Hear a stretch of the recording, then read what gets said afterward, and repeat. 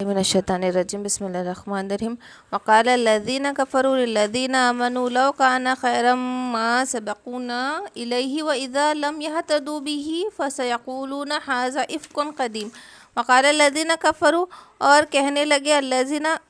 کفروا کافر للذین آمنوا مومنین سے ایمان والوں سے کافر کہنے لگے ایمان والوں سے لو کان خیرم اگر کہ کچھ خیر ہوتا ما سبقونا الیہ تو ہم زیادہ سبقت لے جاتے اس کی طرف وَإِذْ لَمْ يَهْتَدُوا بِهِ اور جب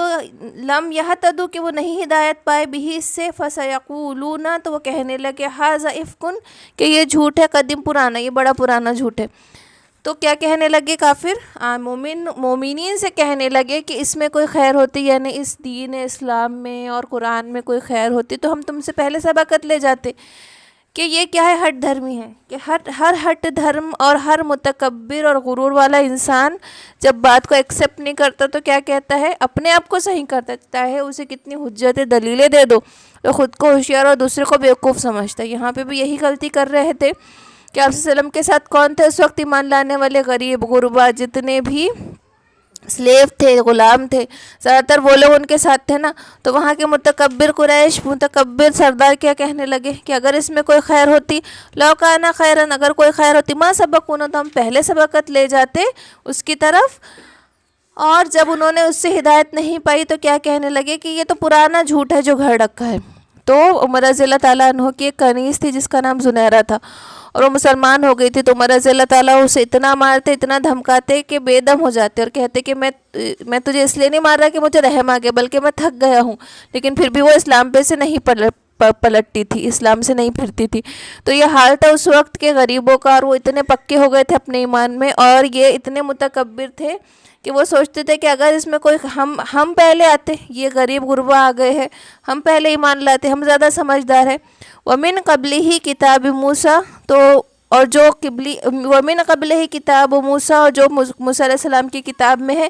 اماماً و رحمت امام راہ دکھانے والی اور رحمت وَحَاذَا کتاب مصدقا لسانا عربیہ اور یہ جو کتاب ہے وہ تصدیق کرتی ہے لسانا عربیہ عربی زبان میں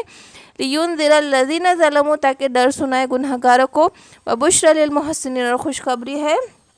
نیکوکاروں کے لیے۔ تو یہاں یہود کی بھی تردید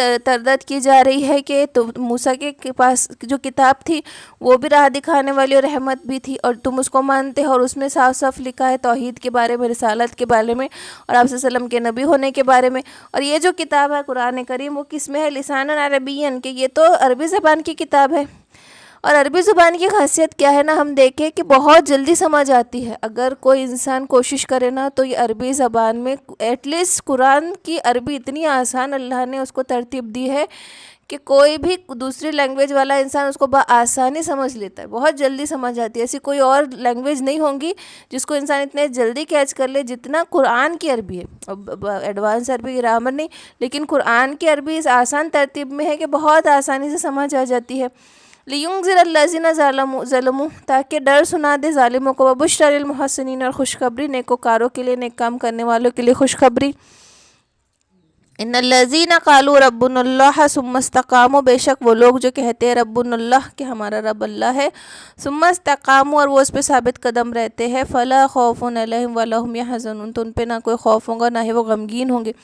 دیکھو ایک بار یہ کتنی غور کرنے والی بات ہے نا کہ اللہ نے کیا کہا نہ ہی انہیں خوف ہوگا نہ ہی وہ غمگین ہوں گے اور ہمارا پورا دنیا کا خوف اور غم کتنا طاری ہے ہم پہ کیونکہ ہمارے دل میں وہ ایمان کی کیفیت نہیں ہے کہ ہم نڈر ہو کے کہتے ہیں ہمارا رب اللہ ہے اور ہم اس پہ استقامت پہ نہیں رہتے کیونکہ ہمیں اس بات کا یقین ہی نہیں ہے کہ اللہ ہی ہے ضر پہنچانے والا اور اللہ ہی ہے ہمیں نفع پہنچانے والا۔ ہم ہمارے نفع پہنچانے کا قادر ہمارے نقصان کا قادر کسی اور کو جب ہم سمجھتے ہیں تو لگاتار ہم خوف میں بھی گھرے ہیں اور غم میں بھی گھرے۔ اب غم تو دنیائی آزمائش مصائب تو وہ ہوں گی ایسا نہیں ہو سکتا کہ اس دنیا میں انسان سکون سے رہے لیکن حسبنا اللہ کہ اللہ ہمارے لیے کافی ہے اور وہ بہتر کارساز ہے اور تقدیر پہ بلیو کر لے کہ جو کچھ لکھا ہے جو کچھ ملا وہ تقدیر سے ملا جو کچھ چھن گیا وہ تقدیر میں نہیں تھا تو یہ جو سکون اور اطمینان آتا ہے وہ کہیں پہ بھی نہیں آ سکتا، چاہے انسان کے پاس سے بڑی چیز کیوں نہ چھن جائے اور بڑی سے بڑی نعمت کیوں نہ اسے مل جائے، نہ اسے تکبر کبھی آئے گا، نہ بڑی سے بڑی نعمت چھن جانے پہ اسے کبھی افسوس ہوگا، جب کہ وہ ہر چیز پر اللہ پہ توکل کر لے، ہر چیز کا کارساز اللہ کو مان لے اور اپنے قدر پہ بلیو کر لے کہ یہ اتنا نقصان تو مجھے ہر قیمت پہ پہنچنا تھا، چاہے میں یہ کروں یا نہ کروں، چاہے یہ ہو یا نہ ہو، اتنا نقصان مجھے ہر حالت میں پہنچنا تھا۔ تو اللہ نے یہ خوف اور غم کا وعدہ کہا، جنت تو ہے ہی کہ جہاں نہ کوئی خوف ہوگا نہ کوئی غمگین، لیکن دلوں کی تسلی دنیا کے لیے بھی، اور واقعی میں مطمئن ہو جاتے ہیں دل جب وہ یہ سوچنے لگتے نہیں تو دوسرے سے ہرس کر رہے، جو لٹ گیا اس پہ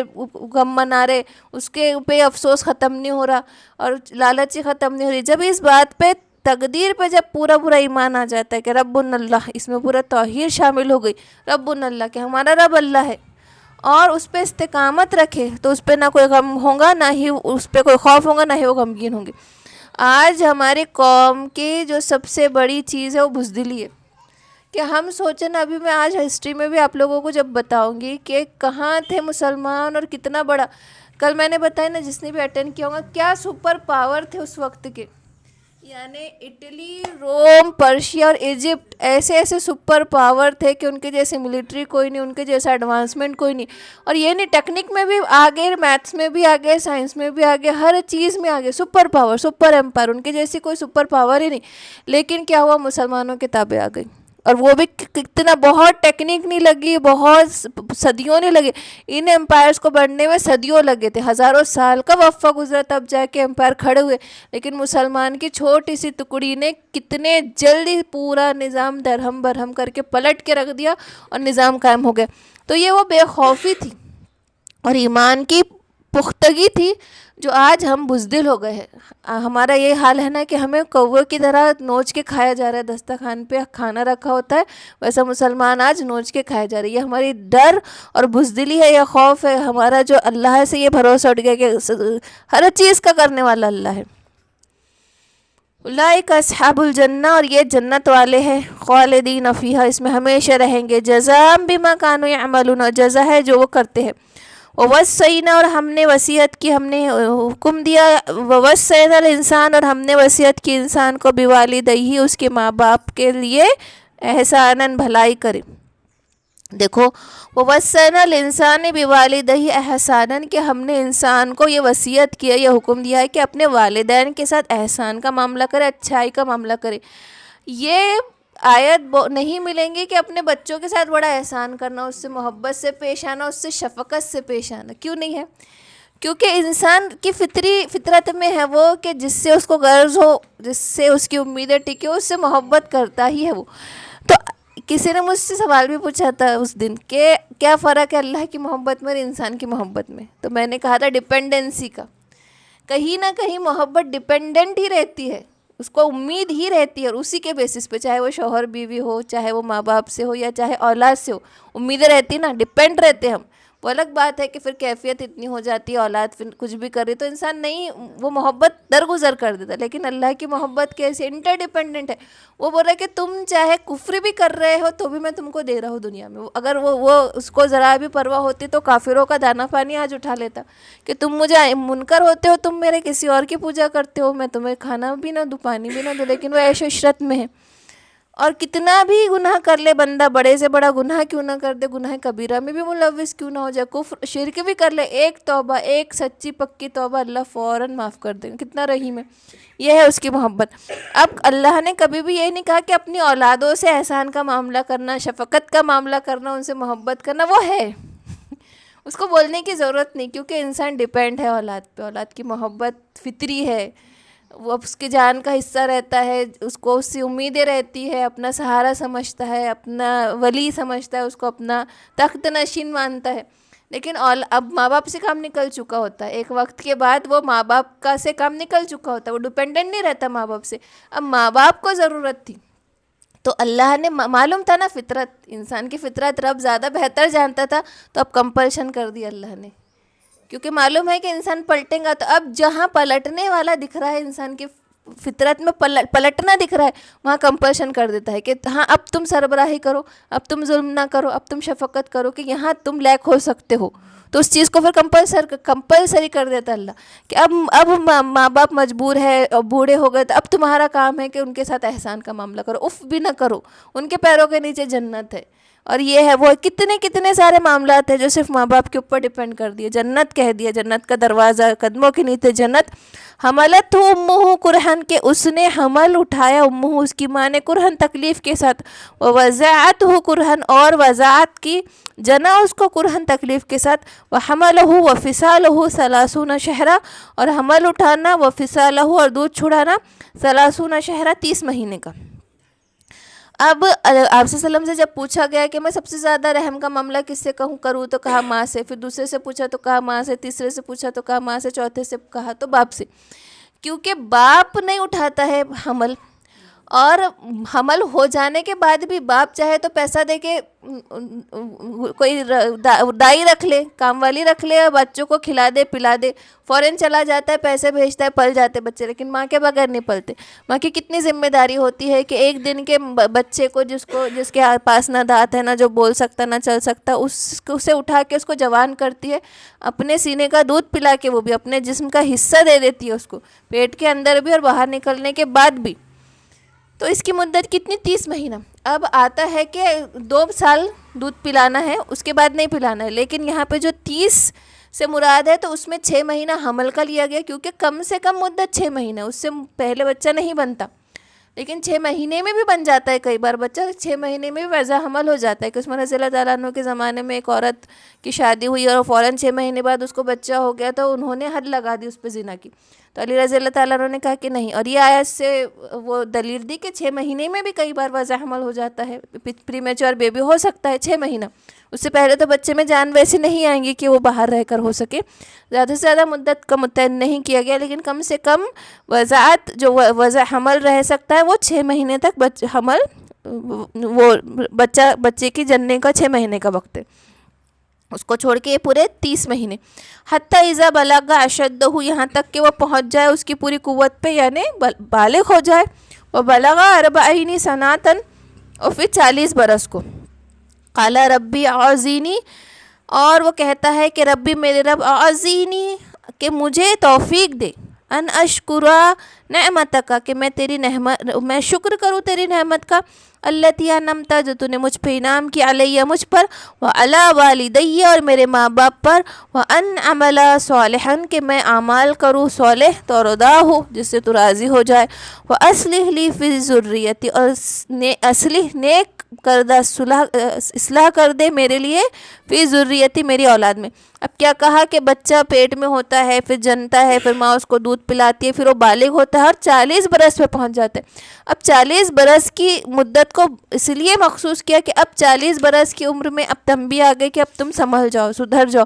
40 کے بعد عادتیں پختہ ہو جاتی ہے، 40 کے بعد عادتوں کو بدلنا بہت مشکل ہوتا ہے. اس لیے 40 کا کیا کہا کہ اب 40 میں تمہارا کام ہے کہ رجوع کر لو، اپنے عادتیں بدل لو، اللہ کی طرف پورے رجوع کر لو، پورے طریقے سے اللہ کی طرف راغب ہو جاؤ. اور کیا دعا ہے کہ مجھے توفیق دو کہ میں شکر کروں جو نعمت ہے تُونے مجھ پر دی. وہ نعمت دین ہے، اسلام کا لانا ہے. التی انعمت علیہ جو مجھ پر کی، وعلی والدی اور میرے والدین پہ کہ مسلمان بنایا، وان اعمل صالحا اور کہ میں نیک کروں، میں صالح عمل کروں، ترضاہ جس سے تو راضی ہو جائے، واصلح لی فی ذریتی اور اصلاح کر دے، ہدایت دے، راضی ہو جا میری نیک اور میری اولاد کو بھی نیکی کی توفیق دے. تو کئی بار آتا ہے کہ یہ ابو بکر رضی اللہ تعالیٰ عنہ کے لیے آئے تھے کہ ابو بکر رضی اللہ تعالیٰ عنہ اس وقت کے صحابہ میں ایسے تھے کہ جن کے ماں باپ بھی ایمان لائے، وہ خود بھی ایمان لائے، جن کی پوری اولادیں بھی ایمان لائی، اور اولادوں نے صحبت کا شرف بھی حاصل کیا. تو یہ مطلب یہ خصوصیت تھی ابو بکر رضی اللہ تعالیٰ عنہ کی، لیکن یہ سب کے لیے خاص یہ آیت ہے. لیکن اس وقت صحابہ میں ابو بکر رضی اللہ تعالیٰ عنہ تھے، حالانکہ حضرت قحافہ جو تھے وہ فتح مکہ کے بعد ایمان لائے تھے. تو ہو سکتا ہے کہ یہ آیت مدنی بھی ہو، یا ان کو شرف تو حاصل ہو ہی گیا، ایمان پہ خاتمہ ہوا ان کے والدین کا. اور بیٹیوں نے کتنا نام لیا کہ عائشہ رضی اللہ تعالیٰ عنہ، اسماء رضی اللہ تعالیٰ عنہ. تو یہ سب ان کو شرف حاصل ہوا. انی تبتو الیکا کہ میں توبہ کرتا ہوں الیکا آپ کی طرف. و انی من المسلمین اور میں مسلمانوں میں سے ہوتا ہوں. اولئک الذین نتقبل عنہم احسن وعملوا. اولئک الذین نتقبل اور یہی لوگ جن سے ہم قبول کرتے ہیں عنہم ان سے احسن ما عملوا اور اس کو بہتر دیتے ہیں ما عملوا جو انہوں نے کیا. ونتجاوز اور ہم معاف کر دیتے ہیں ان سیئاتہم ان کی برائیوں کو فی اصحاب الجنتی اور ان کو جنت والوں میں سے کر دیتے ہیں. وعد الصدق صدقی کے سچا وعدہ الذی کانوا یوعدون جو وعدہ کیا گیا. تو عمر کا بھی دیکھو کتنا وہ ہے نا, ہر طریقے سے اللہ بس چاہتا ہے کہ انسان کیسا نہ کیسے بخش دیا جائے.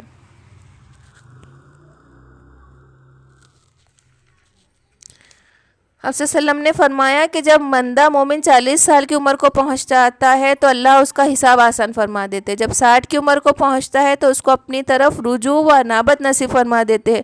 جب 70 سال کی عمر کو پہنچتا ہے تو تمام آسمان والے اس سے محبت کرنے لگتے ہیں. جب 80 سال کو پہنچتا ہے تو اللہ تعالیٰ اس کے حسنات کو قائم فرما دیتے ہیں اور اس کے سیئات کو مٹا دیتے ہیں. جب 90 سال کی عمر ہو جاتی ہے تو اللہ تعالیٰ اس کے سب اگلے پچھلے گناہ معاف فرما دیتے ہیں اور اس کو اپنے اہل بیت کے متعلق شفاعت کرنے کا حق دے دیتے ہیں اور آسمان میں اس کے نام کے ساتھ لکھ دیا جاتا ہے کہ یسیر اللہ فی الارض یعنی زمین کا قیدی ہے. لیکن یہ کون سا بندہ ہے؟ ایمان والا, نیک کرنے والا. تو نیک انسان کی زندگی بھی میں بھی راحت ہے, چاہے وہ 80 سال کا بھی ہو رہا 90 سال کا بھی ہو رہا. کیا آتا ہے نا کہ جس کے بال سفید ہو جاتے ہیں, جس کے بھویں سفید ہو جاتی ہے, جب وہ دعا مانگتا ہے تو اللہ تعالیٰ کو شرم آتی ہے کہ اس کی دعا رد کرے. اس لیے میں ہمیشہ بزرگوں سے کہتی ہوں دن رات دعا کرو, دن رات دعا دو, دن رات دعا دو اپنی اولادوں کو, دن رات دعا دو کیونکہ اللہ تعالیٰ کو شرم آتی ہے کہ ایسے لوگوں کی دعا رد کرے کہ جس کے بال سفید ہو چکے ہیں. والذی قال بوالدیہ اور وہ والذی جو کہ قال جس نے کہا لوالدیہ اپنے ماں باپ سے اف لکما کہ میں بیزار ہوں تم دونوں سے, اتعدانی کہ مجھے وعدہ کرتے ہو, ان اخرجا کہ میں نکالا جاؤں گا, وقد خلت القرون من قبلی کہ بہت سی گزر چکی بستیاں جماعتیں مجھ سے پہلے. تو وہ اخرجا یعنی قبر سے نکالا جاؤں گا کہ انکار ہے یہ کسی شخص کوئی وہ شخص کیسا جو جس کے ماں باپ پریشان ہیں اور وہ کہتے ہیں کہ ایمان لا لے, اور وہ شخص کہتا ہے کہ اف لکم کہ بیزار ہو گیا میں تم سے کہ تم مجھے بلاتے ہو, اتعدان داننی کہ تم مجھے بلاتے ہو کہ ان اخرجا وقد خلت ان اخرجا کہ جب میں نکالا جاؤں گا قبر میں سے, وقد خلت القرون من قبلی اور بہت سی جماعتیں مجھ سے پہلے گزر چکی, وہما یستغیثان اللہ اور وہ دونوں فریاد کرتے اللہ کے سامنے, ویلک آمن